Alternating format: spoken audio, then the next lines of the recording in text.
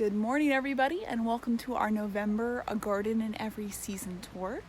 My name is Paige Engelbrechtson, and I am the Nature Center Education Specialist for the Highlands Biological Foundation, which supports natural history research and education in the Southern Appalachians, primarily here at the Highlands Biological Station through programs like this one. And we are here at the entrance to the Highlands Botanical Garden, which is the highlight of the garden tour, with a few of our ghostly garden decorations still up. But that is not the change this program is designed to highlight. Because over the last 6 months, primarily we've been talking about new plants that have been emerging, new flowers, new things appearing in the botanical garden. And October was pretty much the time when things stopped appearing and started disappearing.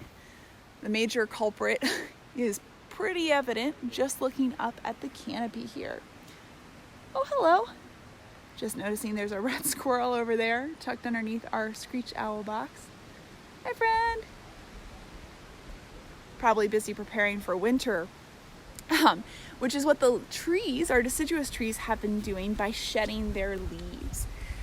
And I gotta tell you, all of these leaves and all of the upper branches that have come down, especially with Tropical Storm Zeta moving through, seemed like the pretty obvious highlight for this month's garden tour. This is what's been changing. But when I started digging into it, I could think of a few things right off the bat that were natural things to talk about. Oh, there's a titmouse on the path. Hi, friend. But it was when I started digging into it and piecing everything together that I realized there was a story here I had never actively told, either to myself or to an audience, which is that the influence of the leaves falling is going to affect our forest for months, if not years to come, which is a pretty radical thought. Something that to us happens in the space of a few weeks, or in some cases, if you've got a tropical storm coming through, a few days, is going to change what happens here at the ground level through the next spring, through next summer, through the next few years. And so that's the story that we're going to be looking at today, just touching on lightly, kind of pointing out a few ways that this happens and how really the very tops of our tree canopies are connected to the life under our feet, because it all is. And it's just really cool to frame it in a way that I had never thought of before. So I hope this makes sense for you. If this is Monday, November 2nd at 11:30, I should be there in the comments saying hello, getting ready to answer any questions that you might have. So let me know if this story, this way of looking at leaf fall makes sense to you, because I think it's a pretty neat one. And the first story, the first part of it is, okay, the leaves have fallen. Our deciduous trees are prepared for winter, and the leaves are on the ground, and now we have to rake them up, right? Well, that might be our human perspective, because they're falling on our trails, they're falling on our cars, they're falling on our lawns, and we need to get them away. They're unsightly, they're messy, they're ugly. But these leaves are going to be critical for helping many of our little ground-dwelling species make it through the winter.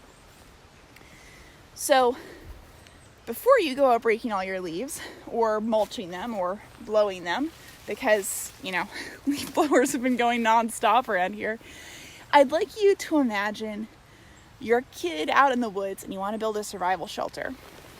Let's say here on this particular part of the ground. So we want to build a shelter. How do we start? Well, in working at a 4-H center, I saw a lot of kids start off by finding as many sticks and branches as they could and building a structure. Sometimes it was a fairly simple lean-to, sometimes it looked like a tent. One particularly ambitious group of kids attempted to make a fort. And you can make as complex a structure as you like, but if you're thinking about survival, to me, I think about, okay, I need to stay warm, I need to stay dry, and I need to stay out of the elements. Sticks are not going to do that for you. You need something between you and the rest of the world that's going to trap your body heat, and that's going to keep off the sun and keep out the wind and keep out most of the rain. And I'll give you a hint. We've got plenty of that material right here. Fallen leaves are actually a pretty decent insulator. Now, not compared to a down blanket, for instance, but if you're building a survival shelter, I'm going to assume you have very limited options. And what leaves do, just as gardeners who put straw down over their beds know, is that leaves will trap any heat and keep it from escaping. So they're fantastic insulators. And if you're a person, and you are tucked into this, let's say, person-sized space, we make our own body heat. So you're golden. You've got plenty of warmth to keep you going, especially if you pile on a whole bunch of leaves. And, you might not be very comfortable, but you probably won't be too chilly.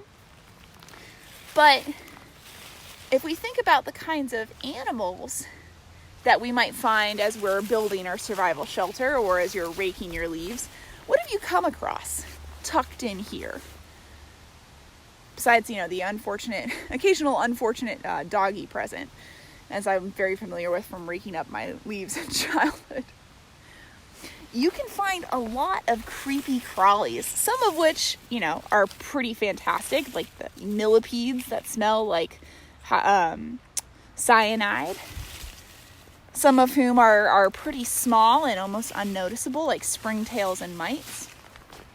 Some of whom you might not care for, like spiders. Some of whom are actually really renowned in this region, like salamanders. We could find all of these creatures tucked into the leaf litter. And none of the ones that I've mentioned make their own body heat. So if we put them into this little shelter, how do they stay warm?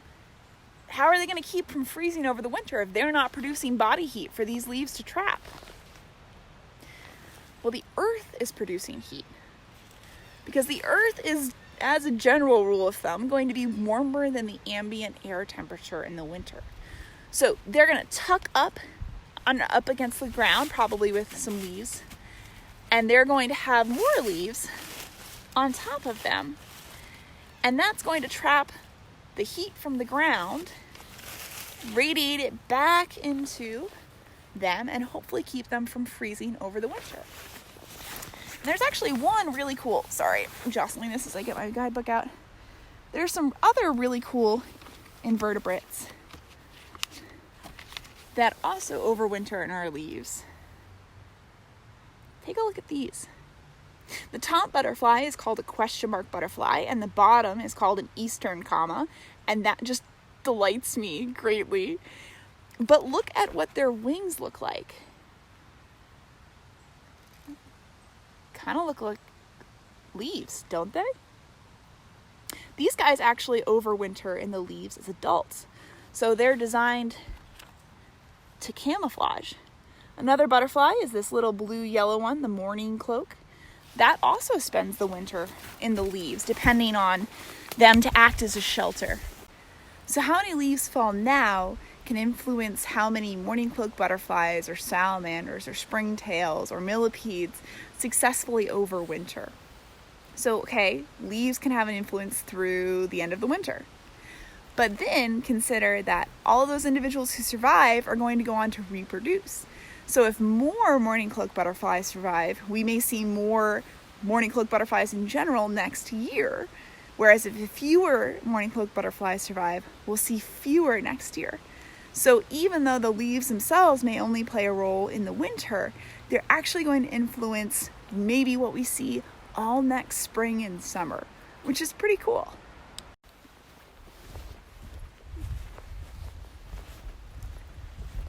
If you now think of leaf litter when you think of butterflies, I'm sorry.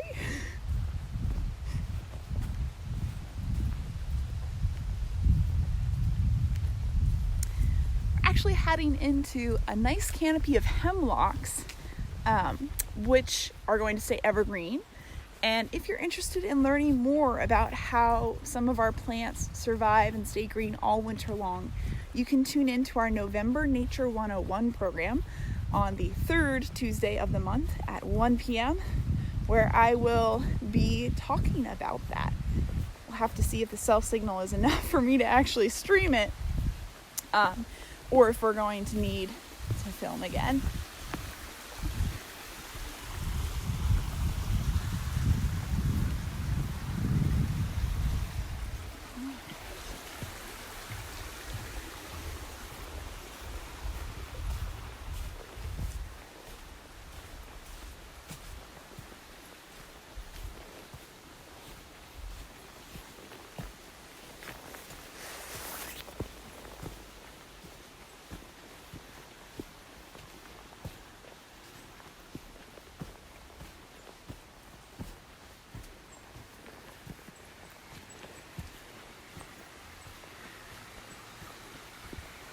All right, I want to stop here and talk about this patch of Galax. What do you guys think this Galax needs to be happy in the sense that what it needs to grow well, to thrive?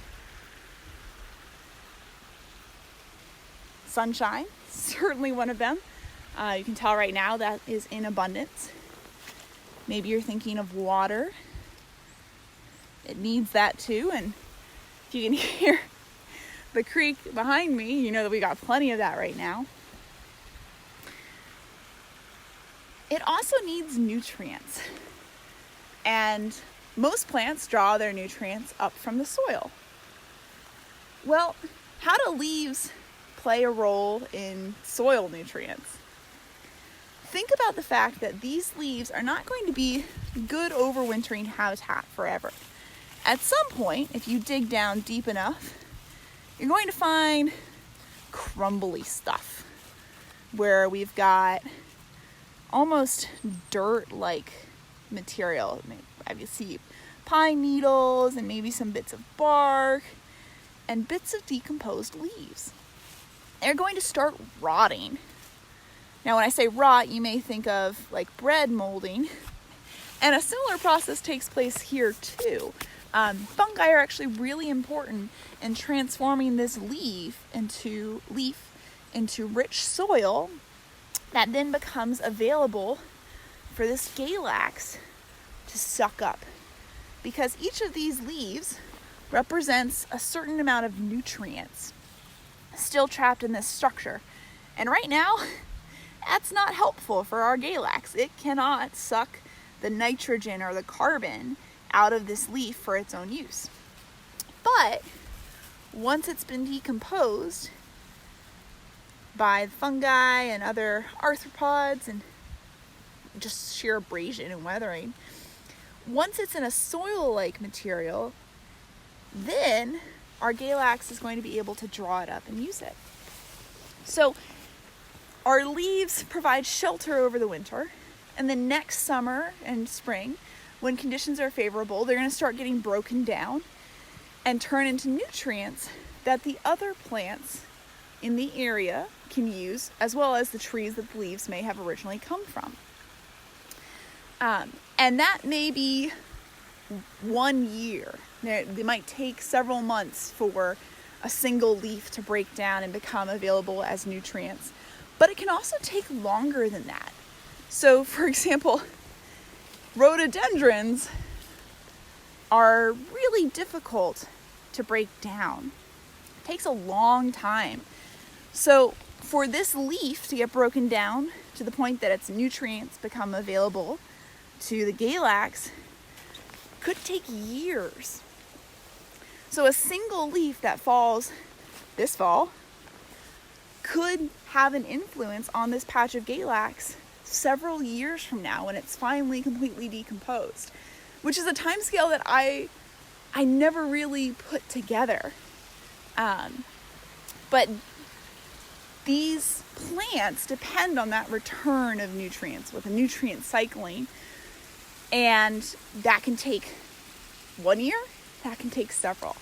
So the Galax that you may see here in like 5 years could be consuming nutrients that fell from a rhododendron leaf this year. And I just think it's a very hidden influence, but I think it's a really important one.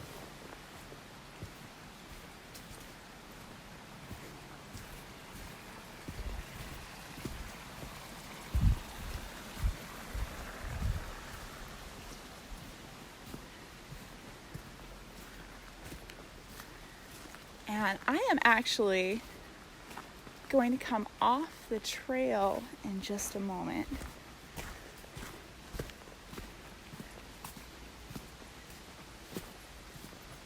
Because there's another way I want to highlight.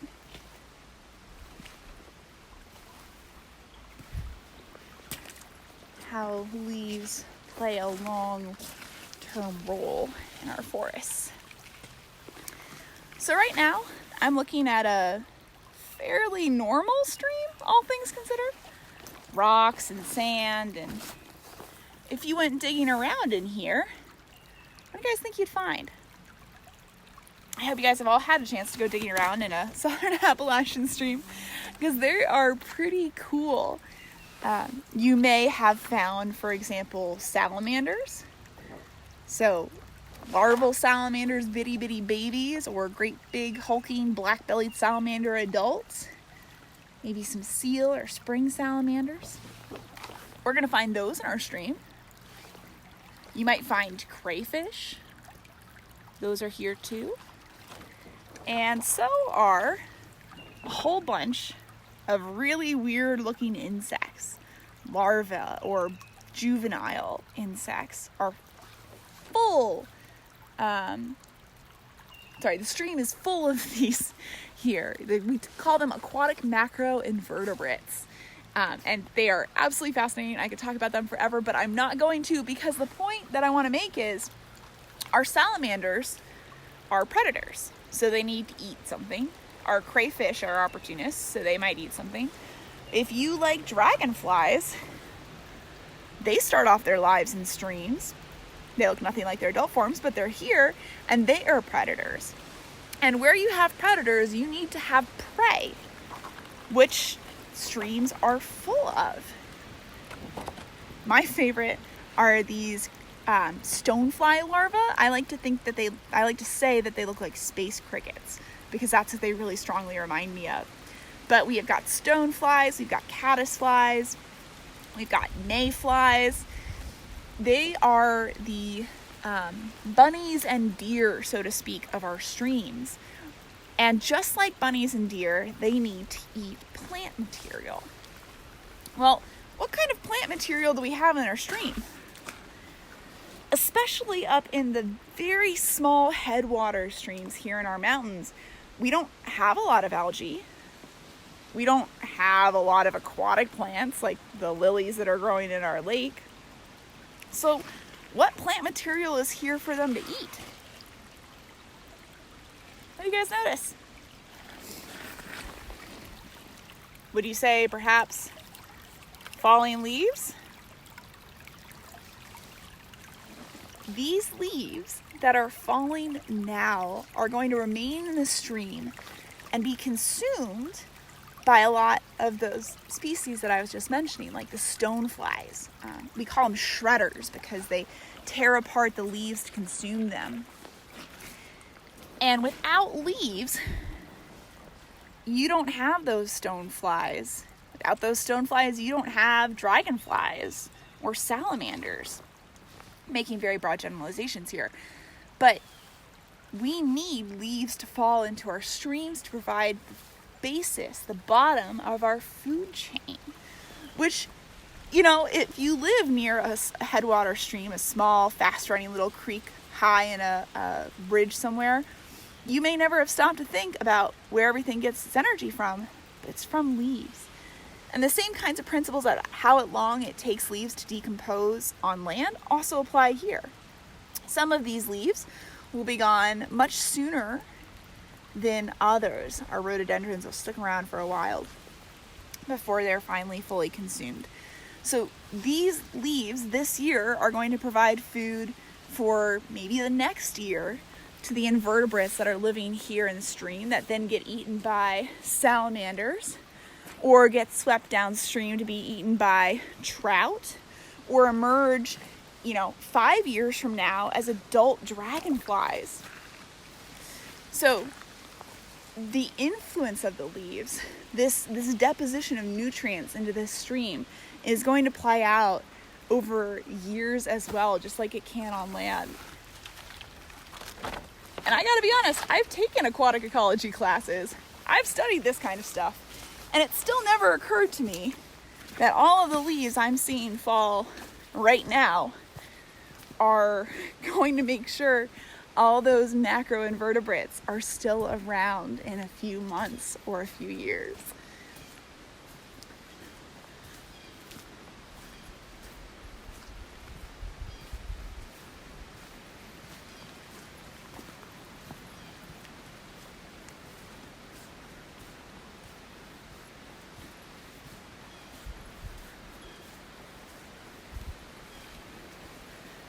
So all of these bare treetops might seem pretty depressing,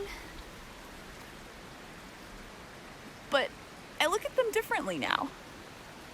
I think, maybe the leaves are down and that means we're in for winter, but think about how those leaves are connected to so many other organisms here in our forest. Think about how important they are for sustaining the life. It's just neat, which is probably not the most eloquent I've ever been, but it's a new way of looking at something that I've looked at my whole life. Whoops, sorry about that, folks. Looks like my phone ate the last few minutes of our walk, but there's certainly a lot more depth to each of these topics that I very briefly talked about. And I'm really excited to learn more. I was talking with Jason Love, the station's associate director, about fungal communities and the influence that decay rates can have on the plants that can grow in an area. And just, there's a lot of fascinating research and knowledge out there, and I'm always excited to get a little bit better understanding of the natural world. And if you are interested in getting a little bit better understanding, tune in to our Nature 101 this month about evergreens, the third Tuesday of the month. Other than that, if you're interested in learning more about what the Foundation is doing, sign up for our newsletter at highlandsbiological.org. And if you enjoy these programs, please consider becoming a member or making a donation, as I am employed by the Foundation. So it does support these kinds of videos. Hopefully, we'll be able to go back to live streaming soon, if the cell signal permits. But if you are in the area and would like to see the Botanical Garden for yourself, please swing by. We are still open dawn to dusk every day. And there is a quiet kind of beauty to it at this time of the year. So, thank you all for joining me. Please shout out in the comments if you have any questions. And I look forward to seeing you down the road. Take care.